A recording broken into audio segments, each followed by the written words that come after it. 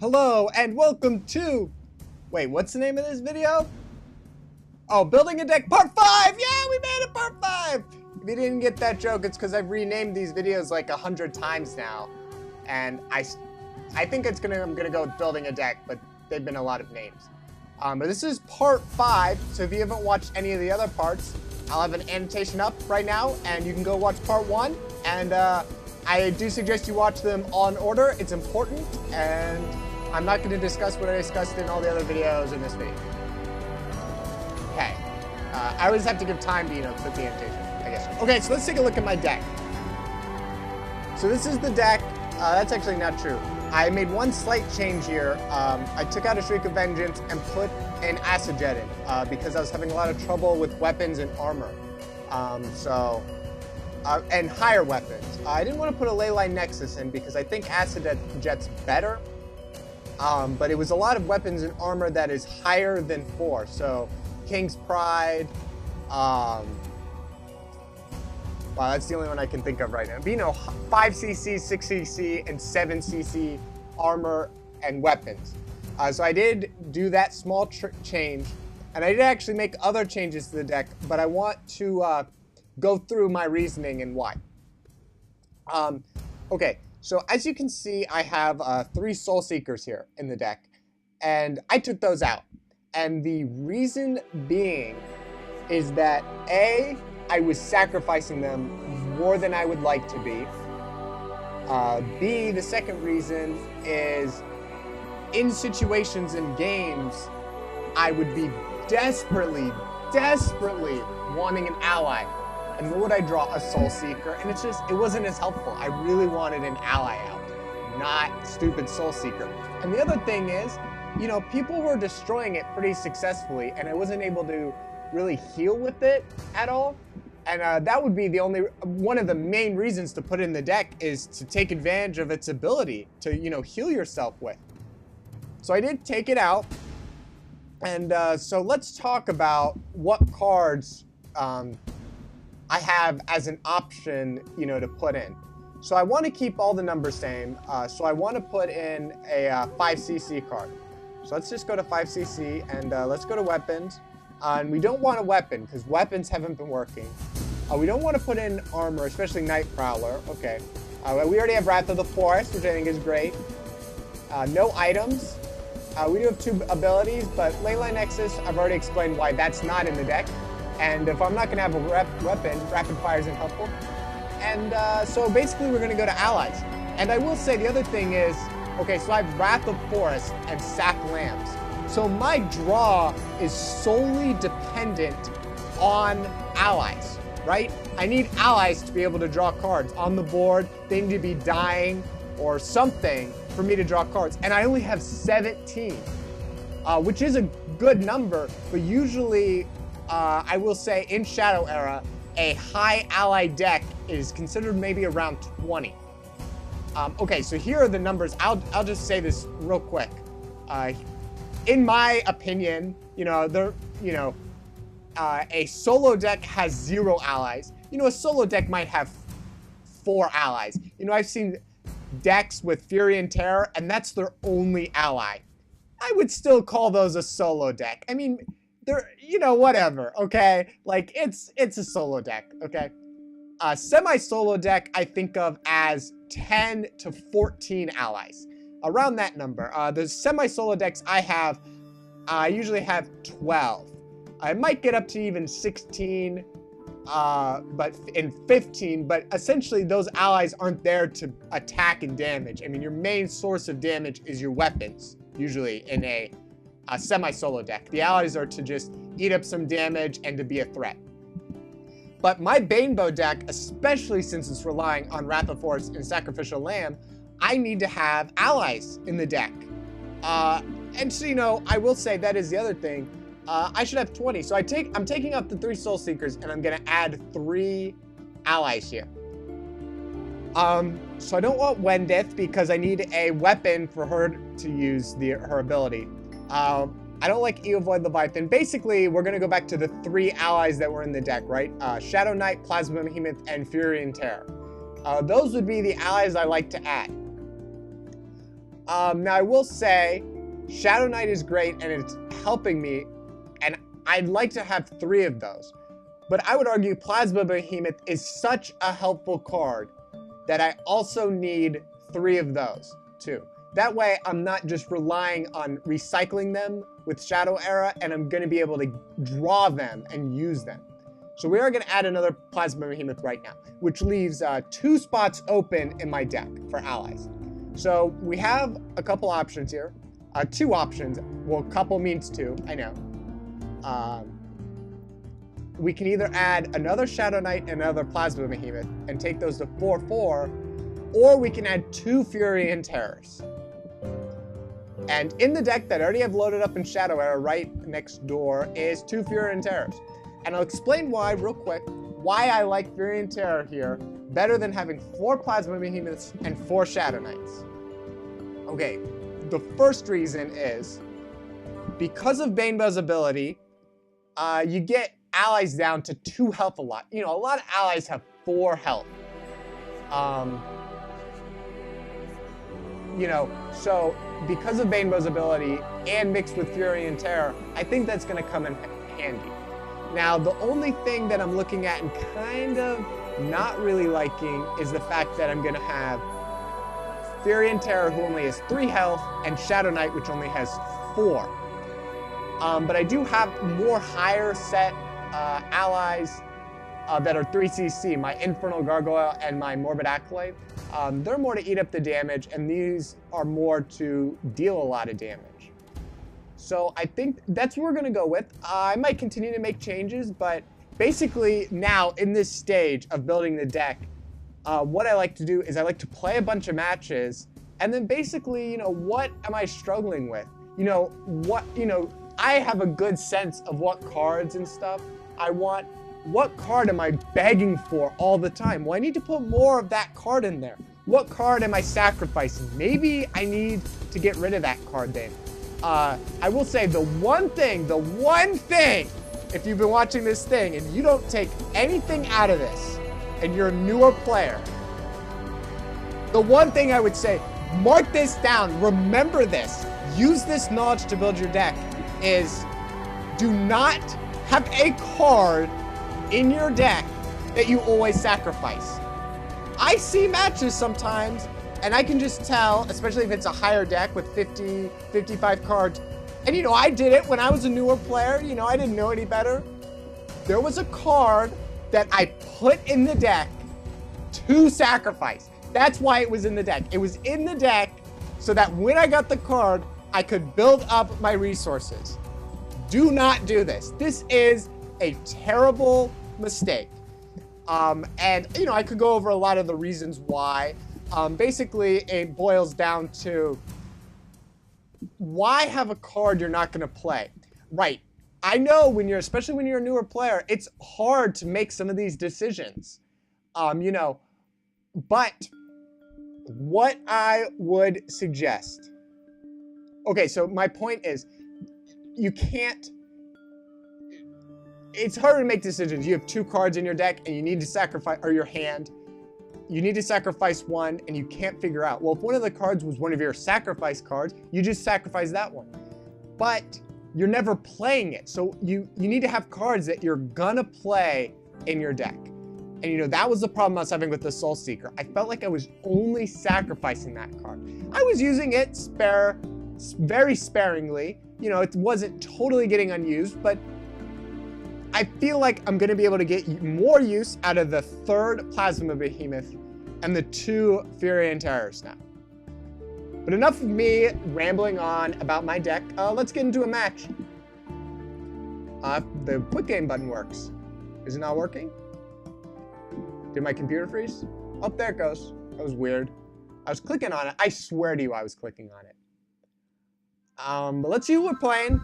And maybe I can discuss, and you know, so I haven't played a game with Fury and Terror in it yet. I wanted to make that switch and then come and play a match here. And okay, we get my cards. I'm kind of leaning towards the perfect shot. And the reason being is Zaladar doesn't have a lot of allies usually. And you know, that's, okay, so part 5, this is at the stage we're at now. We've built the deck, we've made a lot of changes. Now we're getting used to the deck and trying to think ahead. Ooh, I'm playing against an ally that runs a hero that runs a solo deck or has very little allies. I should probably get rid of the things that help me get rid of allies and just focus on damage. We are going to get rid of the Infernal Gargoyle because I have 2. I want to keep one of those perfect shots, just for, I mean, he probably has Infernal Gargoyles. Zaladar is going to have 0 allies, but he's definitely going to have probably Shadow Font and a weapon and maybe an armor and, you know, more of that stuff than just allies. Same for Shriek of Vengeance. It doesn't usually come in very handy against the Zaladar. He doesn't play very many items. He does have antimatter, but I don't really care if that gets I don't care if he has that or not. It's not good enough for me to really want to destroy. And we'll end my turn. And we play the Infernal Gargoyle. Here it is. And did you notice? Okay, let me just point out. Did you notice the last part? The music. I didn't record the music and the commentary at the same time because I forgot to turn on the music last part. So what I did is I played for 40 minutes and just recorded the music and attached that on there. Did you notice? You can tell because it keeps changing and switching. There's even one time you hear a little explosion because I destroyed a resource. Did you notice? I hope you did. Just a little fun fact. What can we do here? I think we're gonna get rid of this perfect shot. Okay, there's a couple things I can do. Okay, so we are gonna get rid of this perfect shot. What we're gonna do is, we are gonna use my ability. We're gonna kill this Infernal Gargoyle.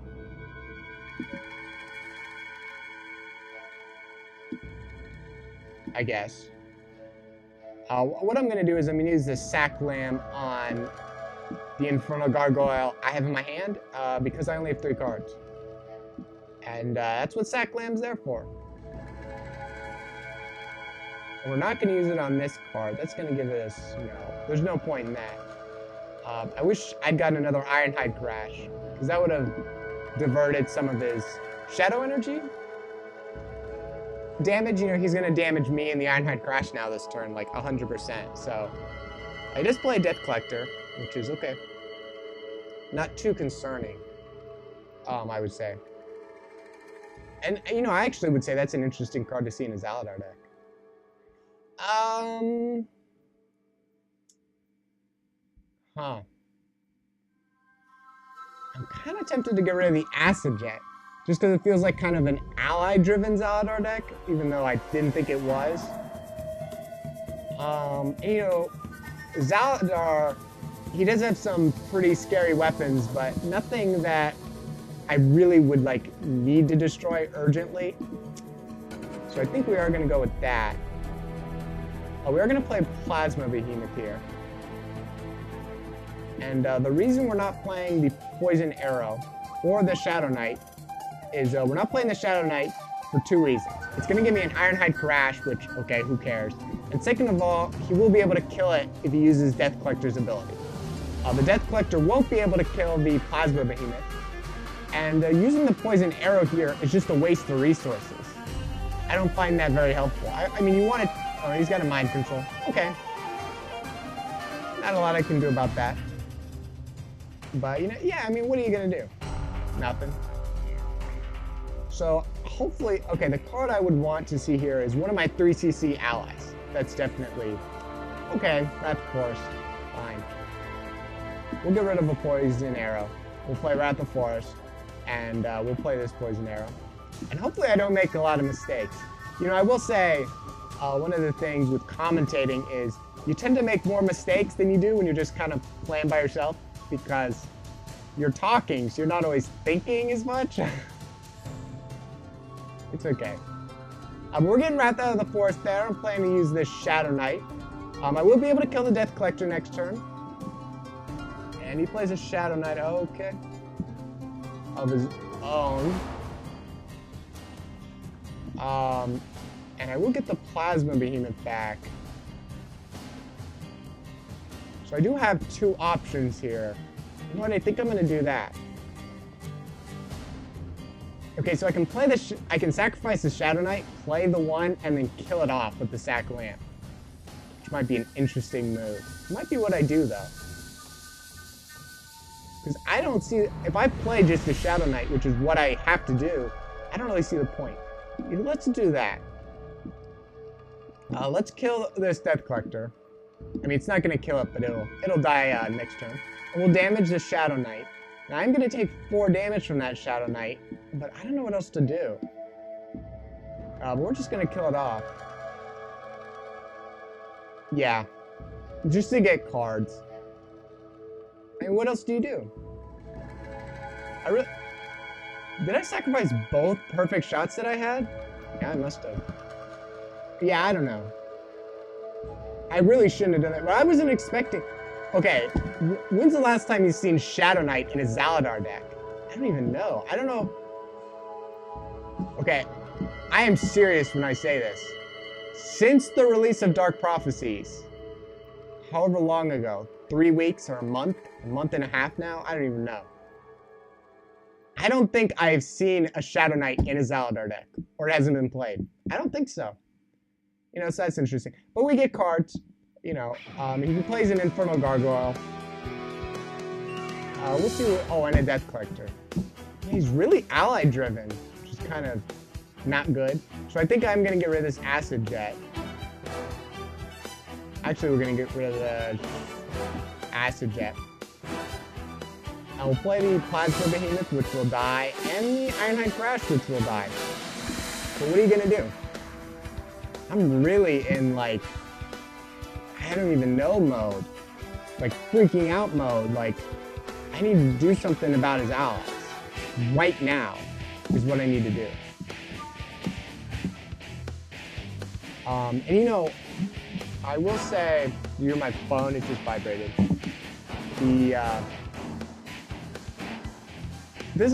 I like to play decks with board clears for this reason. Tidal Wave and Supernova. Because then you get in positions like this, and it's like, what do you do? I got a Fury and Terror. Okay, I'll take that. That's going to be helpful. It's going to be really helpful, because it is going to get rid of one of his Shadow Knights. And we're going to get rid of Shriek of Vengeance, I think. Would Soul Seeker be helpful in this case? Yeah, I don't know. I don't really think so. Because, you know, okay, let's say I had a Soul Seeker here and I get it and I play it. Okay, I can kill that Shadow Knight. But he's still got a lot of other allies out on the board. Like, how is that helpful? He didn't use his Shadow ability at all. It's kind of weird. So let's play the Fury and Terror. Do that to everybody. Let's play him. We might just kill the something. They're gonna both die anyway. 2, 3, 4, 9, 87! 52, yeah, let's just do that. I'm gonna get 3 cards from that. And, yeah, I'm not in terrible position. But I am gonna be taking a lot of damage this turn. I'm gonna be going really low. I just hit the mic, I'm sorry. Yeah, is the audio better? Did you notice? I kind of have a little different setup. I think it's better. But I know I get off topic kind of sometimes. Just ignore me. Ghostmaker. Okay, I will say this Banebow, he really needs to kind of take control of the board early or you're screwed. You really are. It's kind of frustrating.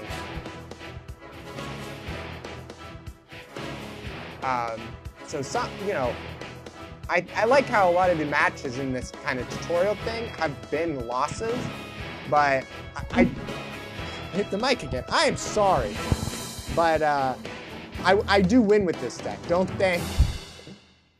You know, losses are nice because you can see the like problems here. Oh, and he kills me. I didn't think he had enough. I must have misadded. So that was the match. Thanks for watching. Yeah, 258. Whatever. The rating doesn't really matter. Okay, so let's take a look at this deck real quick. So I don't know. I might make minor adjustments here and there. But this is the deck. hopefully you liked all the tutorials. I don't know if there'll be a part 6. I need to play around with this deck a lot and see how I like it. Any last comments I want to make is, I guess,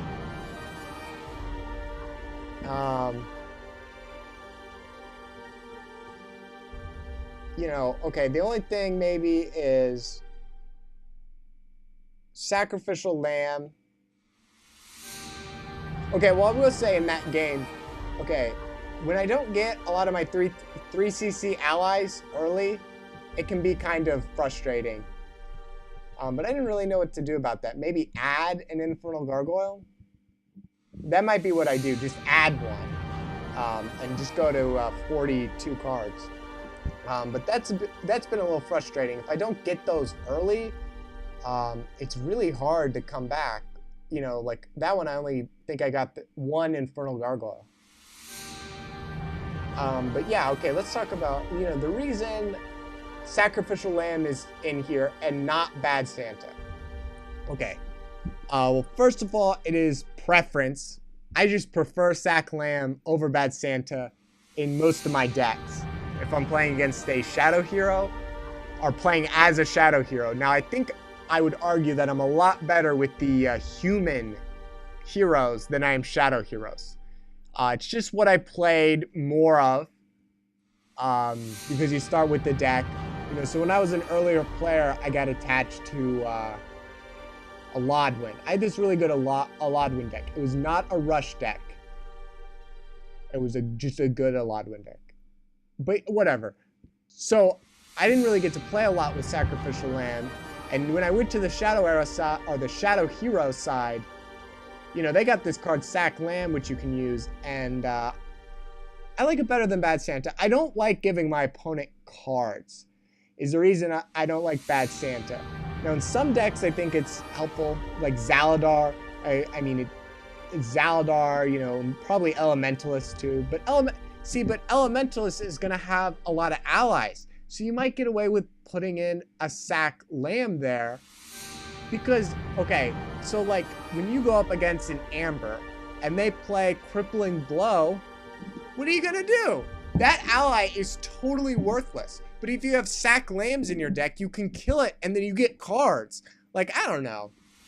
Like, it was worthless anyway. No, right, in this game I had to play that weird Shadow Knight kind of play and stuff. You know what, we're just going to add the Infernal Gargoyle right now. So I don't like doing that, killing like a fresh one, but one that's like almost dead or disabled or poisoned or something. You know, there's plenty of things. You know, whatever. Okay, so we added the Infernal Gargoyle. So now we're at 42 cards, which is just about the maximum. You don't want to have 43 cards. 42 cards is good. But that'll maybe help a little bit with getting the lower cards more. You know, I just need more of them. But, you know, I want to make sure I have enough of these higher cost cards so that I can have a force. You know, I don't want to be like sitting there, I mean, with just 3CC allies and not being able to deal any damage. But this is the deck. Here's the deck that I've created. You know, you've watched me. You even helped me create it, but you've watched the whole process, and I think this is it. I don't think there will be a part 6, but I have to play with it a lot more to know. And if I run one with some problems, I will release a part 6 and explain any changes I make, because I want to make sure, you know, you understand the process of making a deck. Any final thoughts I might have is, you know, for newer players, I suggest you do this. You know, I understand looking at a deck, you know, someone makes this deck, they have success with it, you load up that deck and you start playing with it and it helps. And I understand that. And that's why I put all of my decks in my videos. It's, you know, so you can see what I was thinking, like, oh, he had these cards in the deck, or he chose to do this. So, you know, then you can understand. But to be a good Shadow Era player, and I, you know, in my opinion, to have fun with the game, part of the fun is building your own deck. building your own strategy, having your own fun, liking your own cards, having your own preferences. Like I like Sack Lamb, you know, other people like Bad Santa probably would build a similar deck but have Bad Santa in there. I know it for sure. You know, one of the decks I saw on the forums was similar to this deck but with Bad Santa and not Sacrificial Lamb. You know, and other people would say 3 Acid Jets. You know, I mean, there's a lot of things, but the fun is to build your own deck, get your rating really high, and be competitive, you know? But here, okay, so thanks for watching the whole series. Hopefully there won't be a part 6. But if there is a part 6, an annotation will be up now that you can click on it. If there is no annotation, then there is no part 6. Simple as that. But as always, thanks for watching. Comment, rate, and subscribe. I really appreciate all the subscriptions, all the comments. I try to answer all of them, but sometimes it's tough. But I try. And rate, like it, dislike it, you know. It helps me know, especially which videos you like. You know, what do you want to see more of? If you see a video and, oh my gosh, I loved this video, you know, like it, write a comment. That way I can make more of them. You guys do that anyway, I know. But, you know, I'm just telling you if you didn't know, I guess. If you didn't know how YouTube works, that's how it works. You're supposed to, you know, like videos that you like watching. Now you know. Okay, bye.